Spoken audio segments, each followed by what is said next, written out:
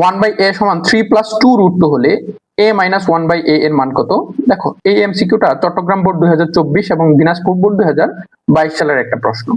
তো এই এমসিকিউ গুলা প্রতি বছরেই কোনো না কোনো বোর্ড পরীক্ষার মধ্যে এমসিকিউ আকারে চলে আসে। এখন যেহেতু সংক্ষিপ্ত প্রশ্ন আছে, এই সংক্ষিপ্ত প্রশ্ন দেওয়া আসবে। তো এখন এখানে দেখো যে 1/a সমান 3+2√2 হলে a - 1/a এর মান কত? তো এই এমসিকিউ গুলো আমরা সরাসরি ক্যালকুলেটরের মাধ্যমে করব। তাহলে চলো দেখি।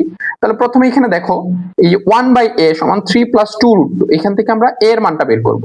এর মানটা বের করব। তাহলে দেখো প্রথমে আমরা এটাকে আমরা x ধরে নেই।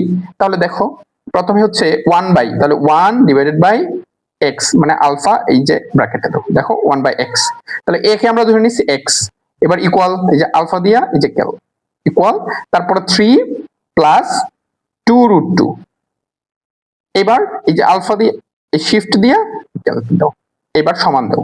দেখো এই x এর মান আসছে এটা 0.1715, এটা হচ্ছে x এর মান। এবার আমাকে বের করতে বলছে কি যে a - 1/a মানে কি x - 1/x। এবার এটা আনসারের মধ্যে স্টোর করা আছে, x এর মানটা আনসারের মধ্যে স্টোর করা আছে, তাহলে এসি। এবার a মানে হচ্ছে আনসার, তাহলে আনসার মাইনাস হচ্ছে 1 ডিভাইডেড বাই আনসার। তাহলে দেখো এটা কত আসতেছে -5.6568।